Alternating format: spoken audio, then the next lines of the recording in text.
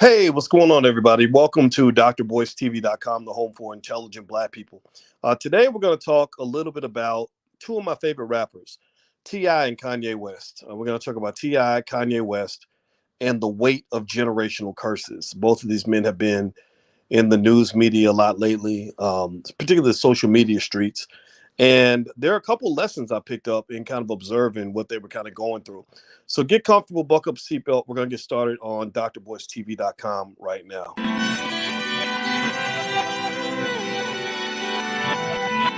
Here we are, clan the isms, cataclysm great. Our people out here struggling, trying to make it in this state. Everybody out here doing it, but we the ones too late. Now family, we the ones who gotta delegate. Get that money in the power, never be fake. Stick to co-sign for 3. What did he say? Create jobs, support our own. Educate the same and buy back your home. Got 3 degrees, triple 10. 3 PhDs, now we on the CNN. DBTV, let's talk about negligence. Ignorance is bliss, but we can turn it to intelligence. Believe none of what you hear, half of what you see. Let's break it down here on Dr. Boyce TV. Here we are. Hey, what's going on, guys? Welcome to drboystv.com, the home for intelligent Black people. My name is Dr. Boyce Watkins. I want to welcome everybody to the platform. I want to say hello to Anthony, Don, Frederick, S. Brown, Maurice Harrell, Jay Cooper. Give me a yes in the chat if you can hear me okay. I always do an audio sound check real quick. Give me a yes in the chat if you're able to hear me. What's going on? My name is Corey, Maurice Harrell. You able to hear me? Jay Cooper, can you hear me? Give me a yes that you can hear me. Also, shout out the city that you're from. I see Baltimore, and I also see Sarasota, Florida. And thank you, Frederick and Markeith and Atlanta's Black Wall Street, and Anthony Whitehurst and Sandra.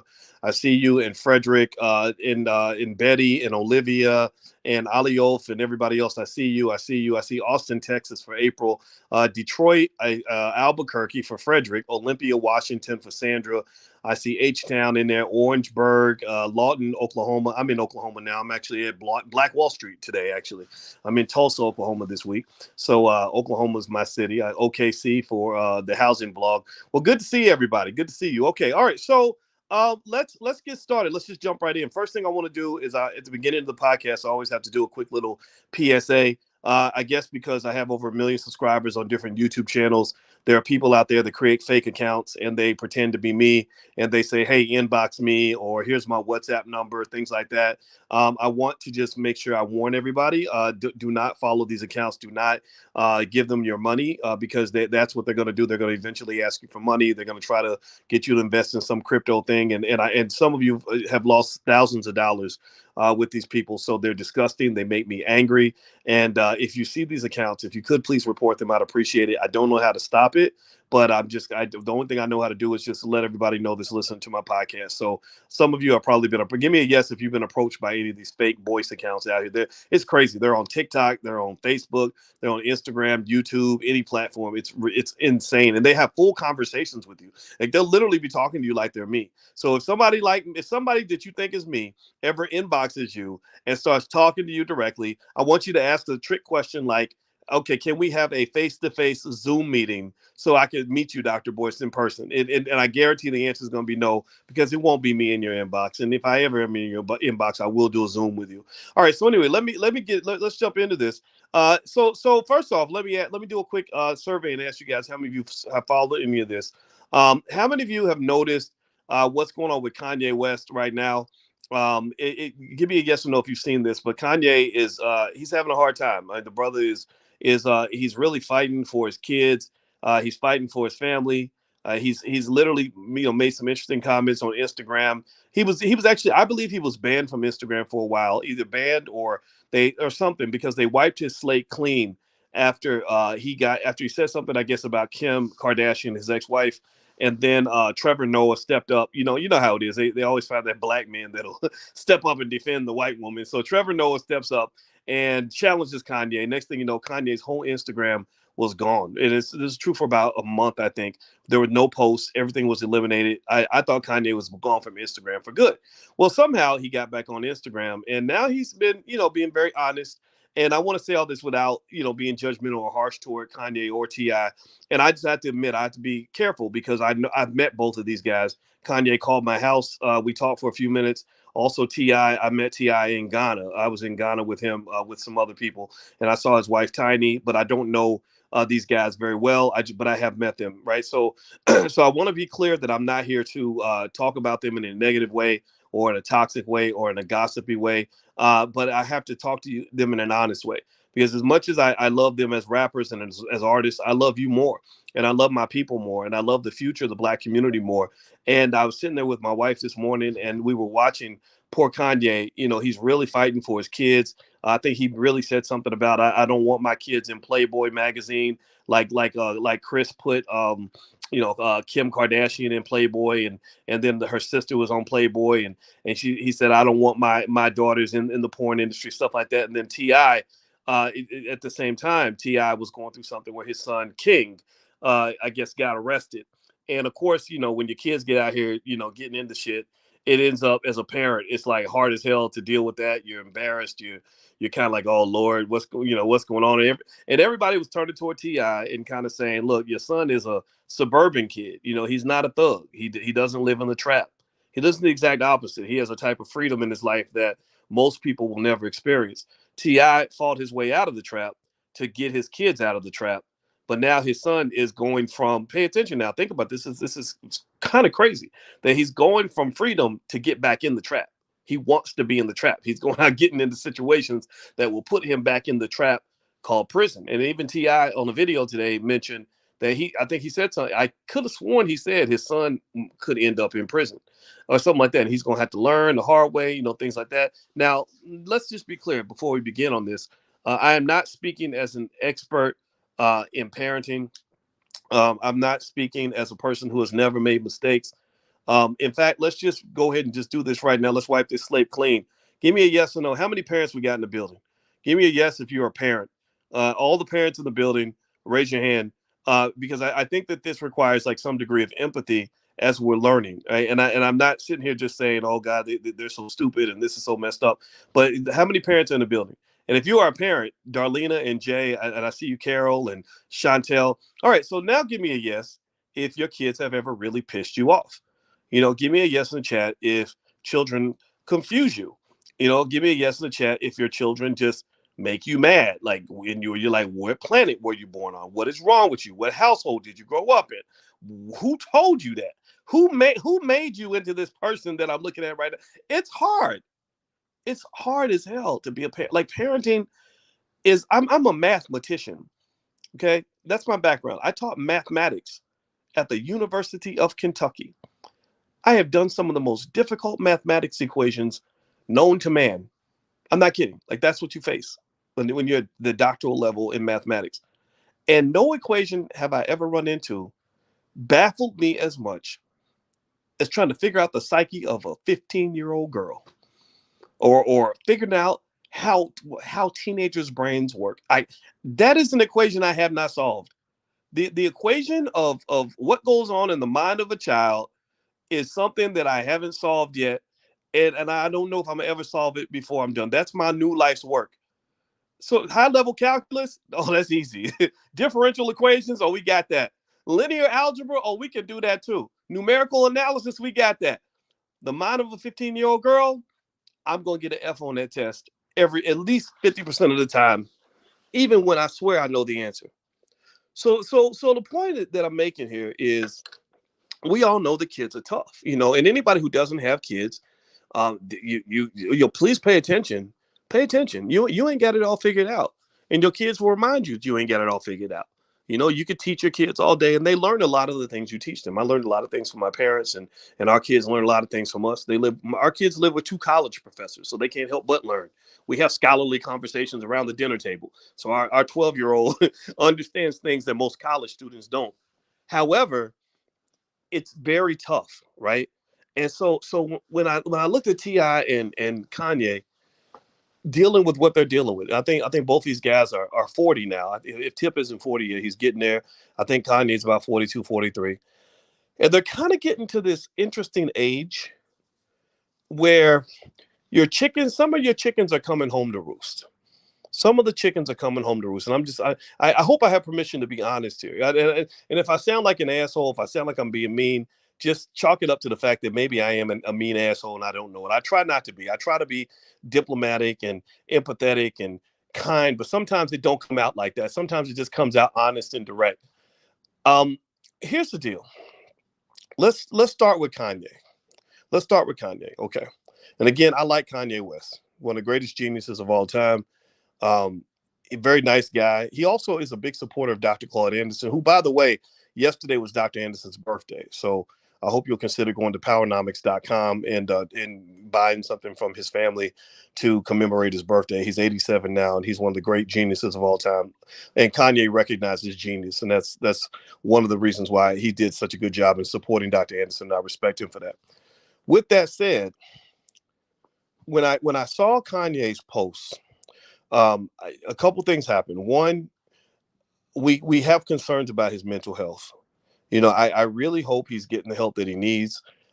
When my wife and I talked to him on the phone, we offered him some help. My wife is a therapist. She works with people. She's identifying some things that are very concerning to her. Some of this ranting on the internet makes you wonder, who does he have to really talk to?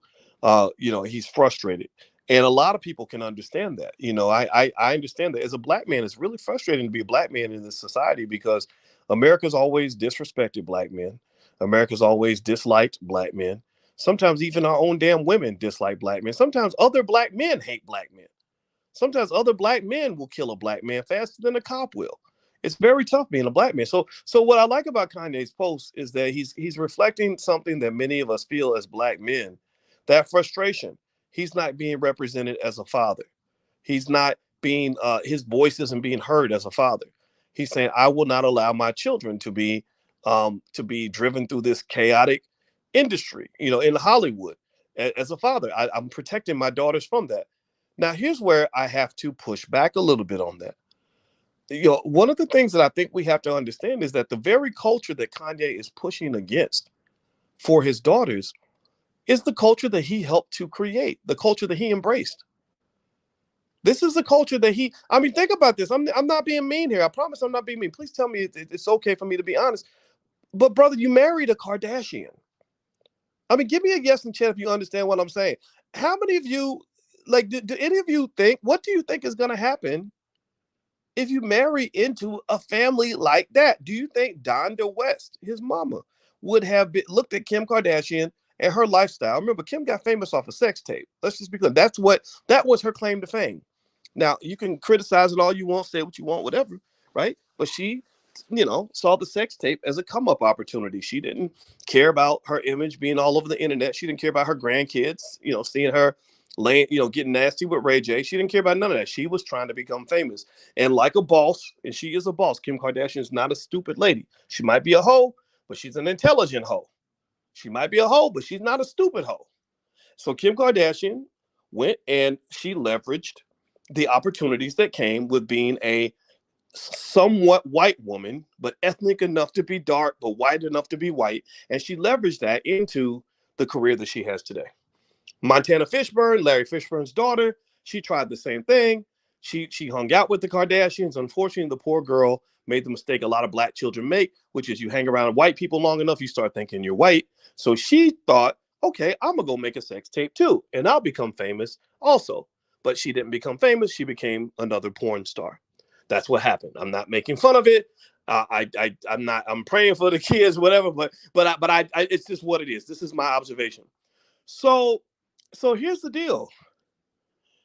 One of the things that's interesting, and this is really, and the reason I'm even talking about this is not really for the sake of Kanye or TI. They can do whatever they want. I don't care. They may not even care about what I have to say about this. I'm really talking about us as people and really kind of breaking it down. The name of this podcast, if you search for it, we're actually on Spotify, by the way. So if you search for the Dr. Boyce Breakdown, you'll find the podcast on Spotify too. The breakdown of this is the following. That which you pour into may ultimately become that which you become. It may ultimately lead to the world that you have to live in. You make that bed and eventually you got to sleep in it. You create a culture, eventually you got to live within it. You perpetuate certain ideologies throughout the world. Eventually that shit comes full circle. Next thing you know, your kids are considering doing the very same things as the women you were chasing 20 years ago. Because let's just be clear, Kanye's mama Donda was not a woman who became famous off a sex tape. Kanye's black mama Donda became famous because she was a college professor who raised a lyrical and musical genius. That's what Donda's claim to fame is. That's what Donda was. Donda was a brilliant professor who raised a son who eventually changed the world. Kanye could have married another Donda. In fact, how many of y'all, give me a yes or no, how many black women, I'm asking, this is a question solely for the black women in the room. How many of y'all really identify with Donda West? How many of you feel like if you sat down and had a conversation with Donda, it would be a wonderful conversation? How many of y'all feel like if you and Donda were friends or homegirls, y'all would be like the best of buddies? She was Southside Chicago. She taught at Chicago State University. She was 100% black. She loved the hell out of her son. She was doing the right things with her life. How many? She wanted to read books. She wasn't trying to make sex tapes. She was writing books and reading books. Like seriously. So a lot of us as black people could identify heavily with a Donda West. So there's many Dondas Kanye could have married. He could have sought out the Dondas. The Dondas were all lining up to see him at his concerts. But pay attention now, and this is not me criticizing him. I promise you. I want to keep reiterating that because if it's back to Kanye, I not only did I meet Kanye, but I know a lot of people that know him, and I don't want this to come off as me attacking him. This is not Dr. Boyce attacks Kanye. No, this is me serving truth, even if it's a little bit offensive. Instead of picking a Donda, Kanye picked a fucking Kardashian. Let's just be clear. When I saw that happen, I remember thinking, I wouldn't have made that same choice because I married me a Donda. my wife is a black woman who teaches college students in a city near Chicago. So I didn't want a Kardashian. I married me a Donda. Some of y'all call me a simp for wanting to marry me a Donda, but my wife is a Donda. She's just like her. She reads about Kanye's mama, and she loves Kanye's mama. Because she also, my wife spent many years living in Chicago. She's also a college professor. She also loves her kids. So I'm sitting there just trying to say to the black man, if you marry a Kardashian, you're gonna get some Kardashian shit. Really. I mean, you marry into a family that thinks that it makes sense to have your children doing sex tapes to become famous and to become rich, and that being rich and famous is the most important thing on earth, no matter what the cost. What kind of culture are you buying into? Chickens do come home to roost, and that's just the reality of it all. And then let me keep going. If you could, please hit the thumbs up button. Thumbs up, thumbs up, thumbs up. Share, subscribe if you haven't done it yet. Also, there's my website. It's boycewatkins.com. So if you'd like to join us tonight, we're doing a free Forex event in the Black Business School. If you're interested in learning how to invest in Forex and stuff like that, we have a great partner named Courtney Logan, who is a great attorney and a 4-time national debate champion, ironically, but he's also licensed at high levels in Forex trading. So if you'd like to join his free event, just go to boycewatkins.com. Look there at the top. The link is right there.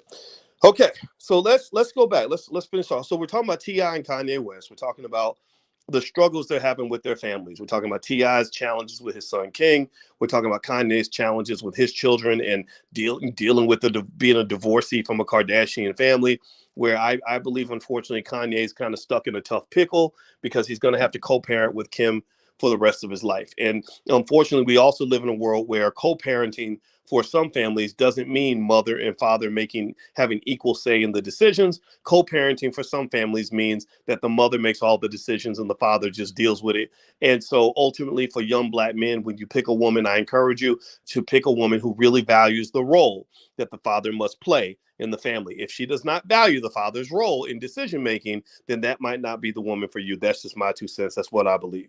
All right, so let's go back to, let's talk about T.I. now. Now, T.I.'s challenge, again, which I completely empathize with, I totally get it, is with his son King. His son King apparently, wants to be a gangster, wants to be a thug. I see him on the internet. He looks kind of silly. He's kind of loud and obnoxious and everything else. And I guess that's just kind of the hip hop persona, right? Unfortunately, a lot of hip hop artists we buy into the record labels, record industry, recording industry, or all these record labels. Their effort is, in my view, to make the black man kind of look like a cartoon character, right? So you have to be you have to be loud, you got to be obnoxious, you have to have arrogance that goes through the roof. You carry your 50 gold chains around your neck, your 25 tattoos and whatever, your 18 women, your new sports cars and all that. You got a gun in your lap. You know, you got to do all this stuff that's like over the top hyper masculinity to the point that it's not just weird and insane, but it literally denies you the right to even be a human being anymore because you have to be completely over the top.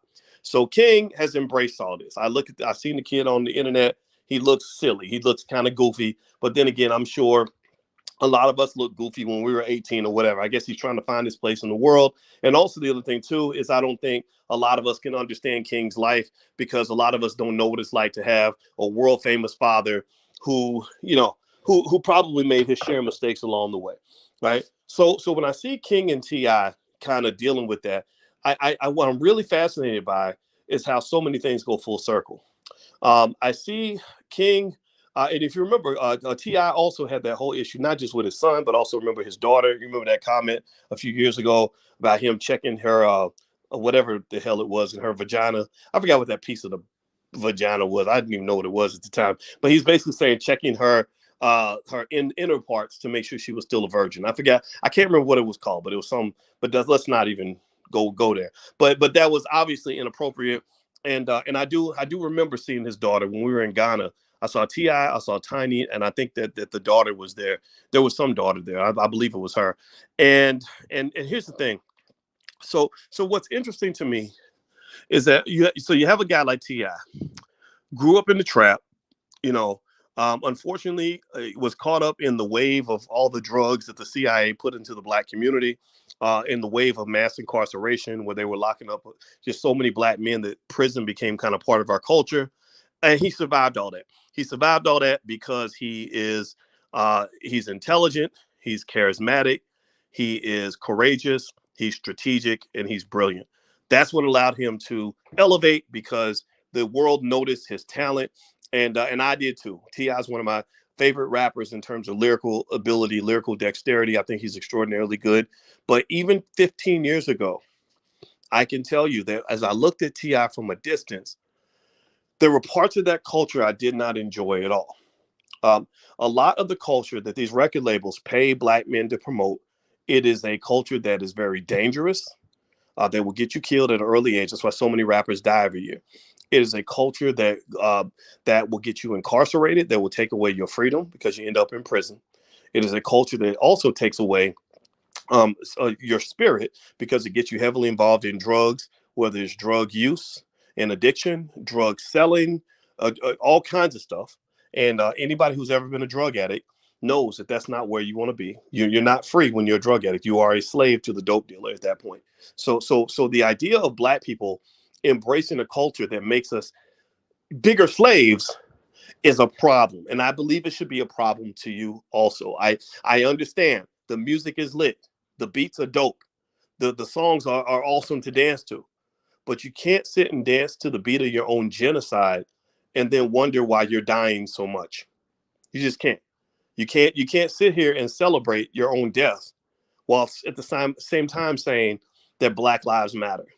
Because if you're celebrating your own death, then Black lives don't matter to you. That if Black death matters, you want Black people dead. So what I would say to you is that when I would listen to T.I.'s lyrics, and I listened to them all because I thought he was a great rapper. You know, I was at a stage in my life where I could listen to the music and I wasn't gonna go out thugging and gangbanging and killing nobody. It was just straight entertainment for me because I was a college professor at the time. I was a PhD student at the time. So I wasn't gonna go out and get locked up because of something I heard in a song. Right now, the kids who go get locked up because of things they hear in the song are the kids in the hood that have no opportunities. They then think that this is some sort of image of masculinity. So next thing you know, they out here doing all kinds of ridiculous shit because the media and the entertainment influences the mindset of our kids. So here we are, 15 years later, 20 years later. So T.I.'s had this legendary career. He's made millions and millions of dollars. He is known all throughout the world, and then suddenly reality brings him back down to earth. Now he's a parent. He's a middle-aged parent who's trying to figure out, how in the hell do I protect my children from the very culture that I help to facilitate, create, and promote around the world? It's not T.I.'s fault. It's not. I mean, T.I. didn't create all of this. T.I. benefited from it. He added to it. He profited from it tremendously. It built his career. But T.I. was a guy who was he kind of came to epitomize this culture. So your children are gonna watch all of this shit, and they're gonna say, okay, this is how daddy got big. Just like Kanye's children might say, well, mama got famous off a sex tape. That's what y'all did back when y'all were my age. And it's kind of hard for you to say, like, okay, yeah, but you're privileged now. You're different. You don't have to do what I did. I don't want you to do what I did, because unfortunately, kids watch a lot of what we do. They just do. They do. So unfortunately, I think King, I don't know this kid. I don't know him at all. I'm not going to talk too much about somebody I don't know like that. But I'll say, I wonder if he thinks to himself, well, you know what? My daddy's a man. My daddy's the coldest gangster out here, and he went to jail. So I got to go to jail because I don't want people thinking I'm a lame suburban kid who might want to go to the library instead of going to prison. Or maybe I want to go and do something positive instead of getting caught up in dealing dope or deal whatever. Like, I'm not saying King's doing any of these things. I'm not even saying that the arrest was justified. What I'm saying is that when I saw the arrest and then I saw his father's reaction to it, that looked very familiar to me. That looked like a disappointed dad who's like, I'm tired. I'm throwing my hands up because he's up here trying to be like me. And I think T.I. gets it. He's a smart man. So I know he gets it. I know he gets it. But I'm saying to you, black man and black woman, that one of the great things that I think black men have in us is we have a godlike ability to manifest. We create realities for other people. If you have a father who is a drug addict and an alcoholic, who beats his wife every day in front of the kids and throws away the family money and does horrible things to the family, that's going to traumatize everybody. It's going to affect them so much that they're going to need therapy for the rest of their lives. He will create generational curses that will last long after he is gone. I've seen it. I know families that still talk about men who did terrible things in the 1940s that still affect the family today. That's the power of a man when it comes to doing evil. That's also the power of the man when it comes to doing good. And so when I look at T.I. and I see what's going on with his family, I see a man who's going to definitely have his hands full. And I see a person who unfortunately has to confront the reality that his son, everything his son looks up to, everything his son thinks is cool, everything his son thinks is lit, it came literally from his son being a student of all the things that he was seeing around him in terms of what made his daddy into one of the most respected men in all of Atlanta. His father did not become a great man by becoming a heart surgeon. If he had, then guess what? You'd be reading about King going to Harvard and studying heart surgery at the age of 18, 19 years old. His father didn't become successful by being a great pastor. Because if he had, then, his son would be up in the church trying to get in the pulpit, trying to find. So a lot of young men, I believe, try to find themselves by really studying what their dads did. And it can come in one or two ways. See, here's the deal. Let me just be clear. I'm going to repeat this so you don't think that this is a diss on T.I. I want to make sure I keep throwing in the compliments toward him to let you know that I have a tremendous amount of respect for him and his family. And when I met them, he was professional, courteous. Tiny was very courteous and respectful. They're very good people, very smart people. I have nothing but admiration for them. But let me just say this.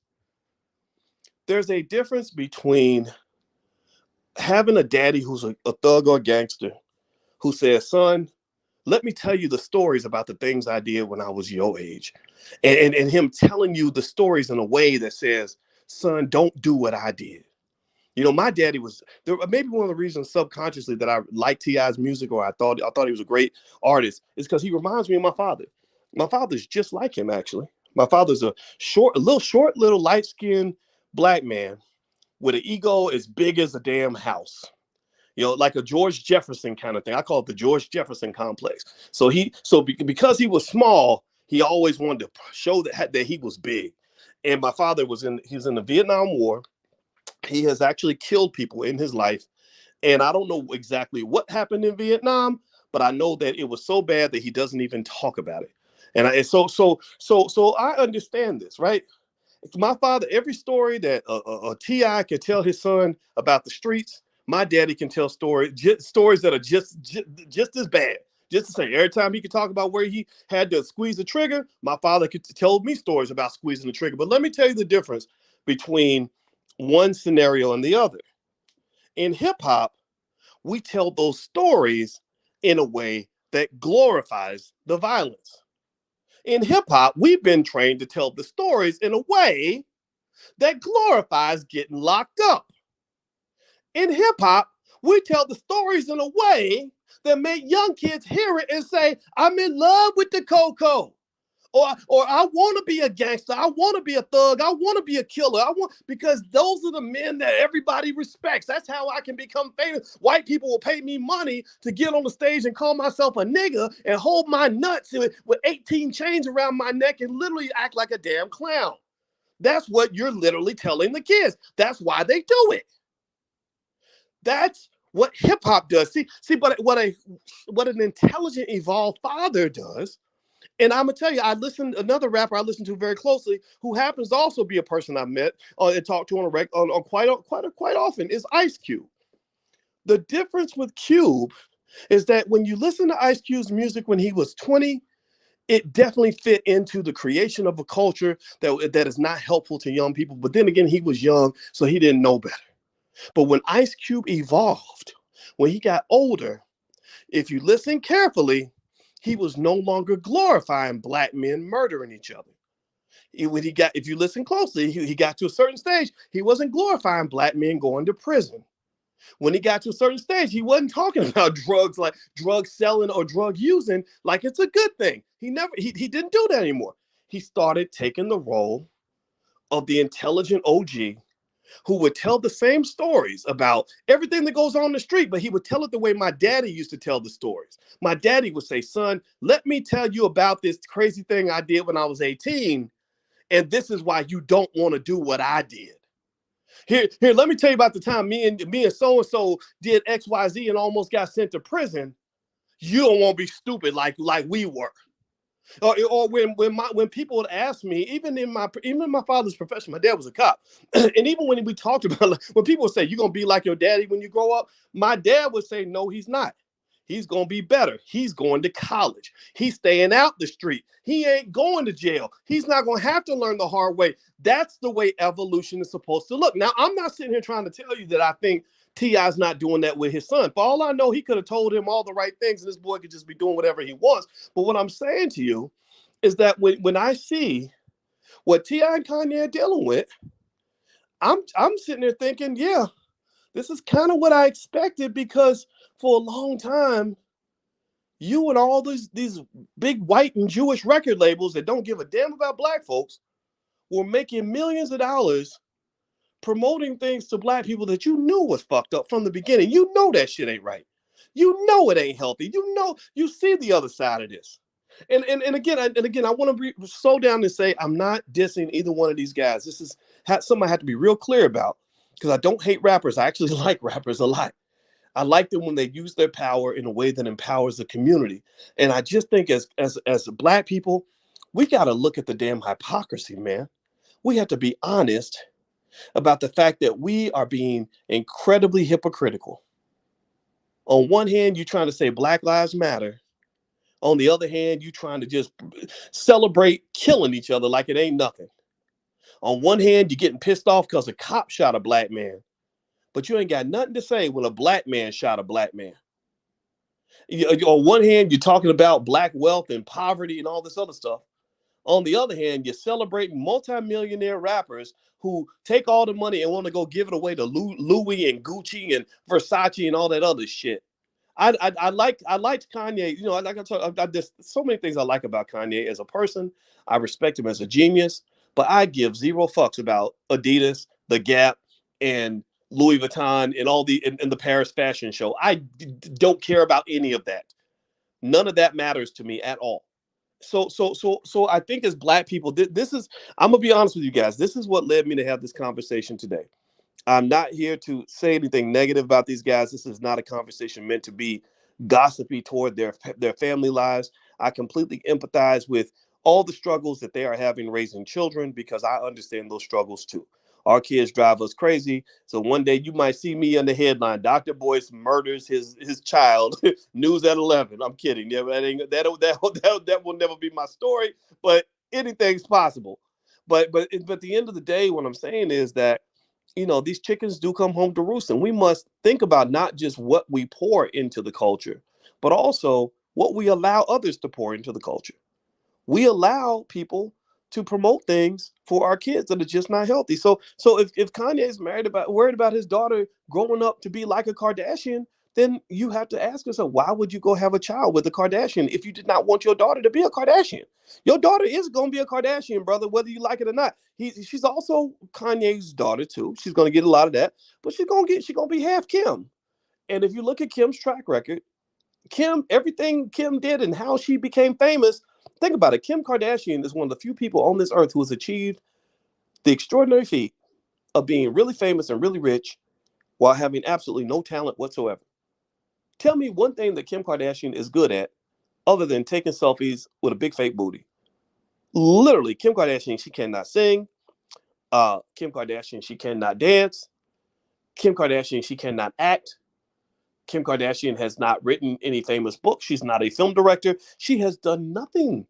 She literally became famous from a sex tape, and then she was smart enough as a businesswoman to leverage that into this really empty, shallow culture that we have, where people will help somebody make $1 billion by just taking selfies all day. It's the craziest thing I've ever seen. But that's life. That's life. That's what it is. Some things happen in the world that we don't understand. Life ain't fair. I feel sorry for you Black women that are spending all your time in the library and trying to be solid, decent human beings, and you get good men that will pass over you so they can go marry a Kardashian. And honestly, I'm offended by it. I'm offended for all the Dondas in the world who said, no, I'm not going to go out and make a sex tape. No, I'm not going to go out and embarrass the family. No, I want to be positioned so that I can be an adequate role model for my child, so I can raise a child who's actually going to be somebody in this world. I feel sorry for the Donda types in the world, because I don't understand the Black men who will pass over a Donda and marry a Kardashian. I'm not making fun of you, Kanye. I promise. If you hear this, please don't get mad. You're welcome to call me if you hear this, because I'm not dissing you. I swear it's not a diss, but it's really a matter of honest reflection on what we do in our lives and whether or not we're being a little bit contradictory in our behavior. Well, that's my 2 cents.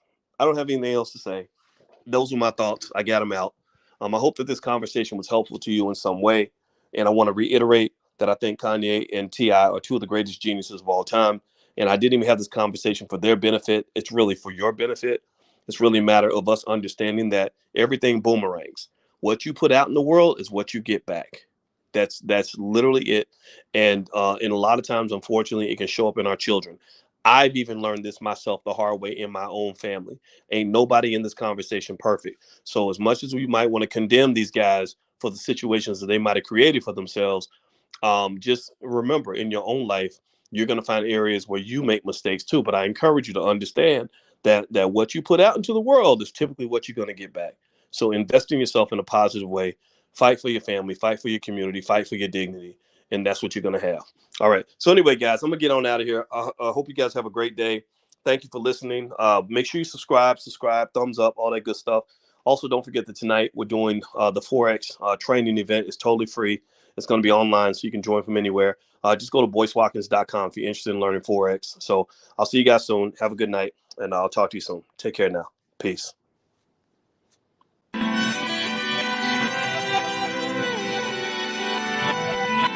Here we are, clan the isms, cataclysm great. Our people out here struggling, trying to make it in this state. Everybody out here doing it, but we the ones who late. Now family, we the ones who gotta delegate. Get that money in the power, never be fake. Stick to cosign for 3. What did he say? Create jobs, support our own. Educate the same and buy back your home. Got 3 degrees, triple 10. 3 PhDs, now we on the CNN. DBTV, let's talk about negligence. Ignorance is bliss, but we can turn it to intelligence. Believe none of what you hear, half of what you see. Let's break it down here on Dr. Boyce TV. Here we are.